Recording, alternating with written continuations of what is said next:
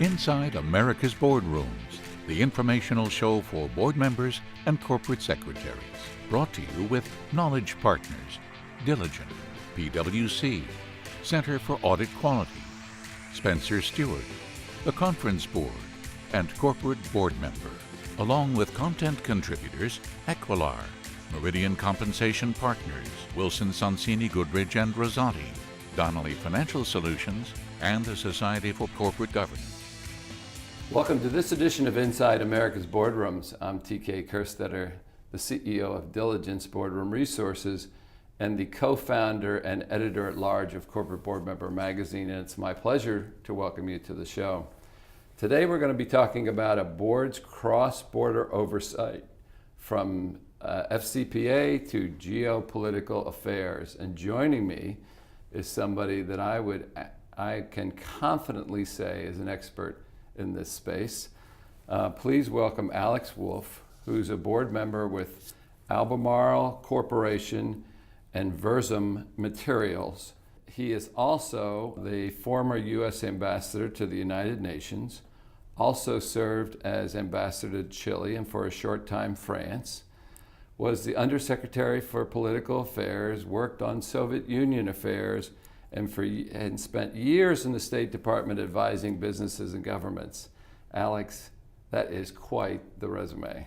Thanks very much. It's a pleasure to be here with you. Well, and it gives you the background for what we're going to talk about. So let's start. I know you serve as chair of the Corporate Governance and Nominating Committee for Versum Materials. And Versum and Albemarle are very international companies. So it creates an interesting challenge, and I know at least Versum already has an international board. So when you're head of the nominating committee, what are the challenges of putting together a board that has representation from various areas across the world? Well, you start first with the same challenges in recruiting anyone inside the United States, the same sort of professional and personal characteristics. And on top of that, you have additional considerations that aren't typically ones that would involve a search process inside the United States. First, for example, is there a genuine command of the English language, both written and spoken? You may meet someone from another company, another board overseas, but you find out when it comes to actually understanding the material or presenting well, the level of English may not be what you had thought. So that's very important. Does the individual understand the U.S. corporate model? They may feel very comfortable in their local jurisdiction, but the duty of care requirements, duty of loyalty requirements, and the like may be unique to them, and therefore something they must be familiar with. Are they familiar with U.S. regulatory environment, SEC requirements? Again, because most of the decisions a U.S.-based company would make and most of its disclosure and reporting responsibilities fall under American requirements, of course. And another one which many people don't consider is there's actually a greater commitment of time involved when you're overseas. Simple travel tends to be longer. So it usually entails 2, 3, maybe even 4 days additional travel time and commitment to a board meeting. The time differences, if you're doing conference calls, if you're in Asia, for example, and most of the other board members are, let's say, on the East Coast of the United States, much harder to get everyone on the phone at the same time. So those are the general additional requirements when one looks at when recruiting internationally. Those are a lot of variables, though, that have to be in place. It makes it much more challenging, I'm sure, than the average recruitment. Indeed. In fact, when you put all of these factors together, it really narrows the field down quite dramatically and quickly. Yeah. So, again, I was quite taken back, and we had met before, so I knew what your background was relative to all your government work and all your political affairs overseas. That makes you a very interesting candidate for an international board because you get to give input on the geopolitical landscape and intelligence sort of that's out there. And for an international company, that's a big deal for their strategy. Can you sort of give an example of where you've pulled from your past experience or your contacts to help somebody as they're developing their, quote, international strategy? Well, clearly most companies, to be successful in today's international business environment, need to operate internationally. Hard to think of many that don't have either foreign suppliers or foreign clients or even foreign operations. So this is an increasing area of focus for most companies. And of course, you have to take into account unique risk profiles of each country you intend to operate in. How welcome is U.S. business in that country? How does the local culture complicate or facilitate your business model? Is the country stable politically and economically? Are you going to have problems with wide fluctuations in foreign exchange, in which you usually operate in that country?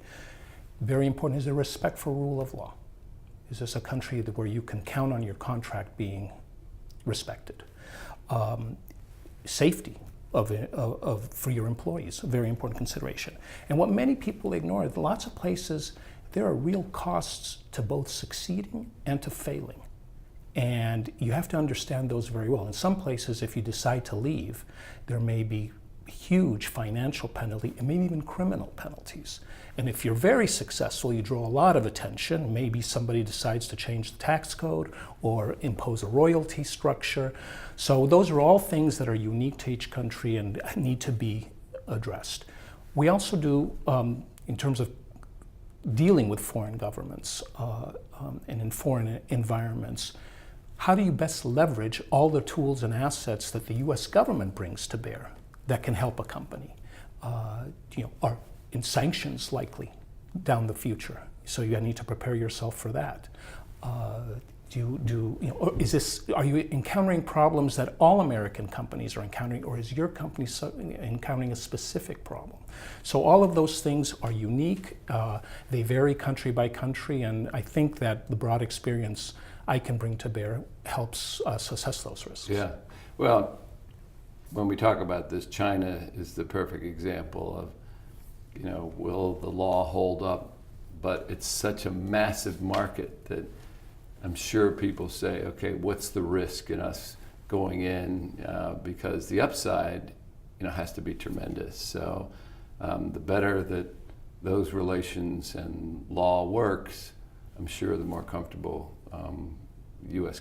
companies are in making that leap. No, exactly. I think every time we've considered in any undertaking whether we need to be present in China, all of the downsides appear, but the conclusion always, we can't afford not to be there. So that's a great segue into my last question for you, and that is U.S. companies, when they go into these countries, sometimes third world countries, sometimes it's a practice in these countries to offer bribes or take bribes or whatever.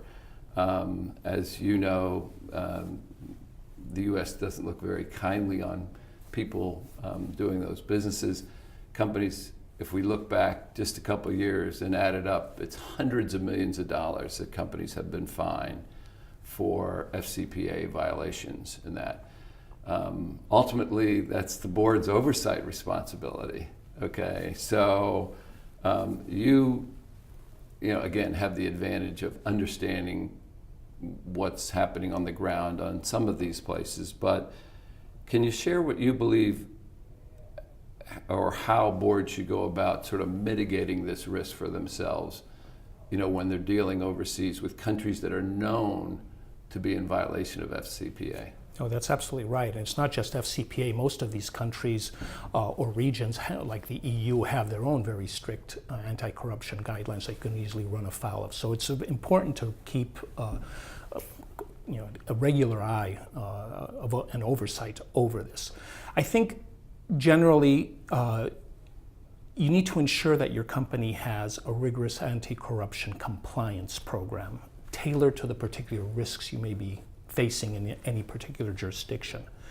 A board, usually through the audit committee, should get regular briefings on the compliance program from the chief compliance officer and from other key individuals in the company involved in these issues. Directors really need to ask a lot of questions around the monitoring and compliance of the controls that are in place. You need a strong training program as well for your employees on what their FCPA obligations are. Good program needs to be well resourced. You also need to insist on audit rights whenever you can, on whatever contracts you're undertaking in another jurisdiction. Be alert and react quickly to any red flags that come up. And most importantly, you really need to ensure that you have the right tone from the top and that your leadership is promoting the right culture and not only worried about what they're accomplishing, but how they accomplish it. Process is very important in this because it is not unusual to have an employee that goes rogue, okay, in those situations. There's really nothing that a board can do about that. But when they come in to be reviewed, if, as you say, there are expert training program, the board in the minutes has confirmation of the time that they spent on that, that changes the attitude of the Justice Department or whoever it is that's doing that on the effort that was made. I think people understand that something could go rogue. But then the final thing is taking action, the board taking swift action when that happens. Not only is that important from how they're viewed by the outside investigators, but it's also important how the rest of the company views the action the board's going to take if I step out of line. You're absolutely right. And it's not only employees going rogue. In lots of jurisdictions, you're obliged to have third-party agents. And you may not know what they're doing or how they're going about getting the business. And that's why this transparency, the training that you need to undergo, the questions that your compliance program forces you to ask, and reacting to red flags. And most of these incidents I remember from government investigation side as well. When you reconstruct them or do the forensics on how this came about, usually had signs. Yeah. Well, Alex, I can't thank you enough for taking the time to join us today. Your insight, based on your experience, is certainly valuable to those viewers watching that are in similar situations. So thanks for your time. Thank you very much, TK. And that will conclude this edition of Inside America's Boardrooms. We hope you enjoyed the show.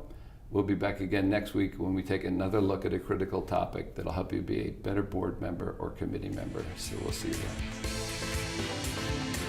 Join us again next week for Inside America's Boardrooms, brought to you with Knowledge Partners, Diligent, PwC, Center for Audit Quality, Spencer Stewart, the Conference Board, and corporate board member, along with content contributors Equilar, Meridian Compensation Partners, Wilson Sonsini Goodrich and Rosati, Donnelly Financial Solutions, and the Society for Corporate Governance.